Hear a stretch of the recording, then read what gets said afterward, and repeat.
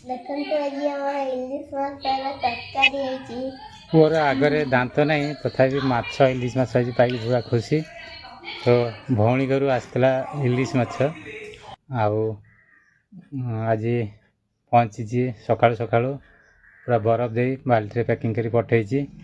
ଆଉ ମଉସା ତାକୁ କାଢ଼ିଛି କାଢ଼ିକି ରଖୁଛି ତଳେ ପାଣିଟାକୁ କାଢ଼ିଦେବ। ତ ଯେଉଁମାନେ ଚ୍ୟାନେଲକୁ ସବସ୍କ୍ରାଇବ୍ କରିନାହାନ୍ତି ତ ତୁରନ୍ତ ସବସ୍କ୍ରାଇବ୍ କରିନିଅନ୍ତୁ। ଏମିତି ମଜାଦାର ଭିଡ଼ିଓ ଆପଣମାନଙ୍କ ପାଇଁ ଆଣିବି। ତ ମାଛ ବାଲ୍ଟିରୁ କାଢ଼ିଲାଣି ଆଉ ପାଖାପାଖି 10 ପିସ୍ ପଠାଇଛି ଇଲିଶ ମାଛ।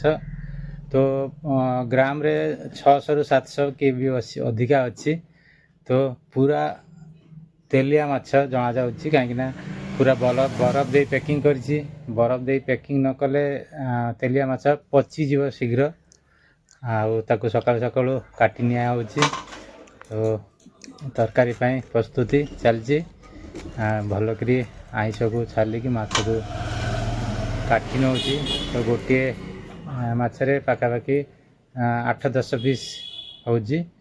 ତ ଭଲକି ଫ୍ରେଶ୍ କରିନେଲୁ। ଆଉ ଦ୍ୱିପହରେ ରୋଷେଇ ହେଇଥିଲା ତା ତେଲ ଥିଲା ଯେଉଁ ଚଚଡ଼ି ହେଇଛି ଆଉ ଇଲିଶ ମାଛର ଝୋଳ। ତ ଏବେ ଆମକୁ ମିଳିଯିବ ଖାଇବା ପାଇଁ। ତ ପୁଅ ଆଗେ ପାଇଯାଇଛି ଖାଇବାକୁ ଆଉ ତାପରେ ପରେ ମୋତେ ମିଳିଲା।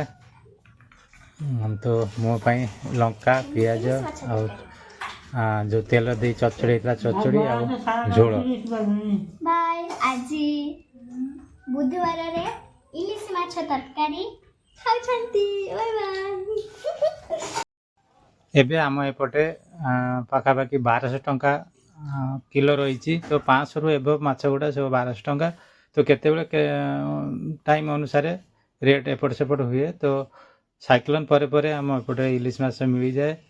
ତ ଆପଣମାନେ ବି ଥରେ ଥରେ ନେଇକି ଟ୍ରାଏଲ୍ କରନ୍ତୁ ଆଉ ଭିଡ଼ିଓଟିକୁ ସେୟାର କରନ୍ତୁ, ଲାଇକ୍ କରନ୍ତୁ ଆଉ କମେଣ୍ଟରେ ନିଶ୍ଚୟ ଜଣାଇବେ ଭିଡ଼ିଓଟି କେମିତି ଲାଗିଲା। ଆଉ ଯେଉଁମାନେ ଚ୍ୟାନେଲଟିକୁ ସବସ୍କ୍ରାଇବ୍ କରିନାହାନ୍ତି ସବସ୍କ୍ରାଇବ୍ ତୁରନ୍ତ କରିନିଅନ୍ତୁ। Thank you. Bye bye.